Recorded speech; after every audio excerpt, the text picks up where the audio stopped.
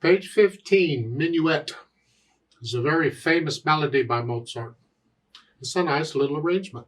So we have some dotted rhythms to deal with here, so let's see what we're getting into. I'll look it over. It's a page long, 4 lines long, whatever. The clef signs are still treble and bass clef. It has one flat in the key signature. We're in the key of F major. Make sure you're doing the scale for F major, and go ahead and do the scale for D minor also, because it has one flat.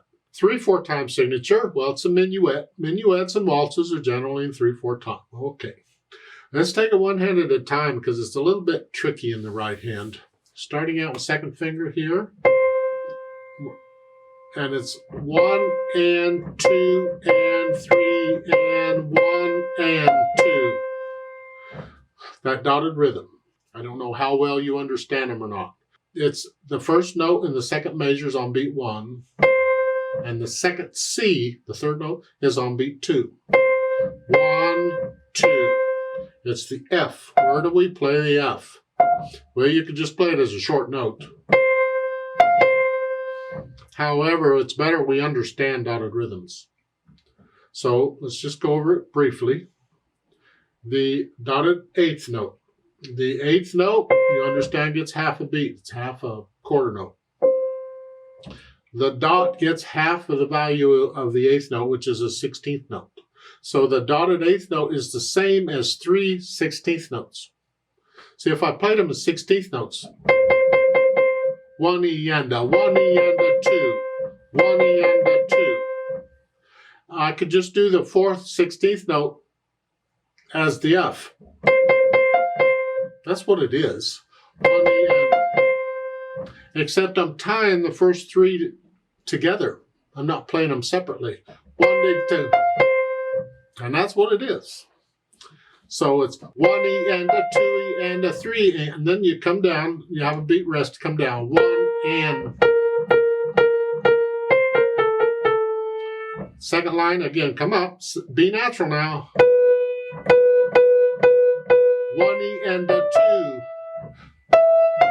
2. Okay, second line, second and third measure. Getting trickier. Well, the dotted rhythm at the beginning of this second measure shouldn't be a problem. It's the same. 1 E and a 2, 1 E and a 2. It's the and 1 E and a 2. So again, second measure, 1 E and a 2 E and a 3 E and a 1 E and a 2. And just take it real slow and easy and work it out. 1 and 2 and 3 and 3 and. Then the third line's the same as the first, almost, except the last measure. Yeah. Now don't forget the B flat, it's in the key signature. And then the last line, you're up here. 1 E and the second finger. See, it's the repeated notes. We change positions on repeated notes, that's all. And then third finger. Crossover. That's fine. There's other fingerings we can offer, but this works. It's okay. The left hand, well, fortunately, the left hand's just kind of boring, which helps because the right hand is. It's an F chord, which we're just in, what, second inversion is all? Because F chord, I put the C on the bottom. That's second inversion. 1, 2, 3. And then a C chord, which is the 4 chord. And the second line is just an F and a G.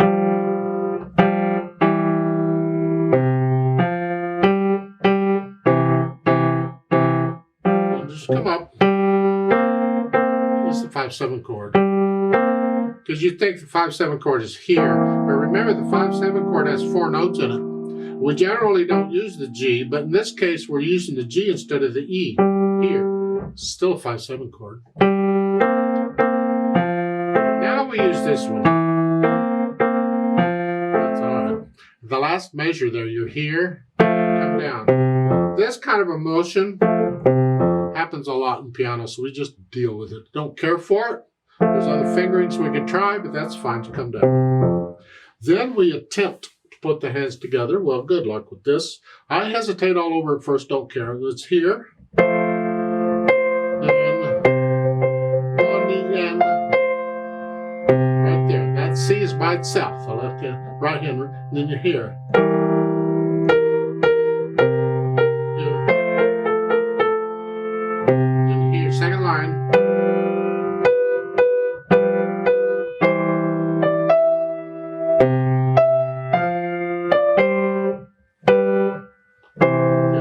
So I go through and I put the hands together. Then I go back through it however many times it takes and slowly work out the hesitations. A steady beat. And once I have all that worked out, then I'll think about the articulation. Most of this is connected. You can't connect repeated notes, but you pretend you can.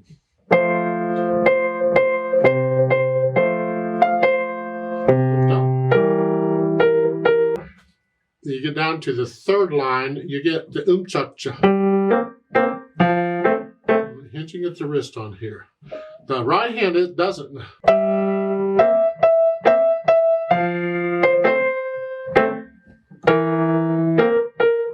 And that's tricky. Yes, that's short, but that isn't. Let's go back to the first measure there. Third line, you're here. See that?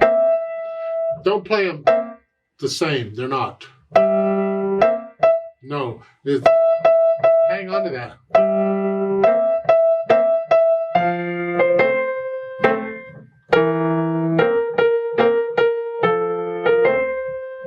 So hang on. That's hard. That really is hard because you're doing that, but you're hanging on to this. You just practice that over and over until you can get it. When you get tired of hearing those notes, then pick some other notes. Third measure, it's here. Work on those. Now, once I have the articulation going, sort of, then I'll add the dynamics, the louds and softs. MF at the beginning is mezzo forte, and it is the melody, which is here. Bring out the melody. The left hand soft.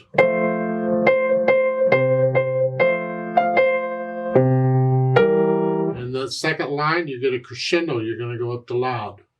Don't get loud until the third measure. So we plan it out. Actually, what I typically will do is at the beginning of that, rather than starting at moderately loud and going to loud, I will come down to maybe moderately soft so I got more room to get up. So soft, moderately soft, then moderately loud. Now, then I'm out. I did it like a measure at a time. And that's the melody. The left hand just stays out of the way.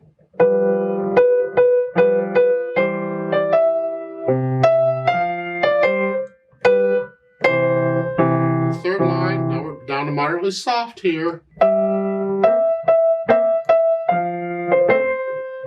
And the last line, we're going to crescendo back up. From moderately soft back up to loud, just like you did in the second line. Moderately soft, last line. Moderately loud, now loud. And that last measure, all the time I'm doing this, I want to hear that. Don't drown it out. So you may have to get softer here as you go because that dies away. I want to hear it. Ideally, you just get into feeling this music and you feel these dynamics. And then finally the speed. Just think of people waltzing or dancing. Minuet is similar to a waltz. It's different steps, but 1, 2, 3, 1, 2, 3. Assuming you can play all the 16th notes and everything accurately.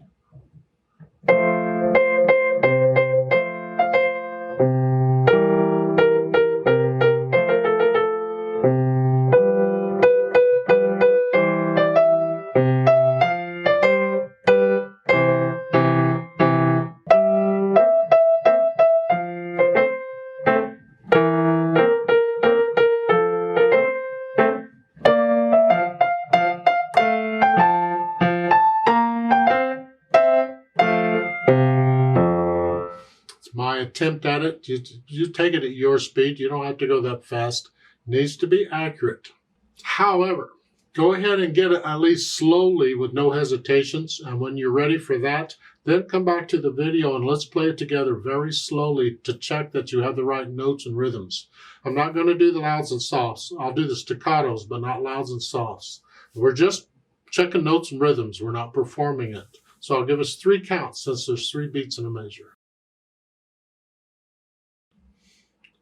1 and ready and go and 1 and 1 and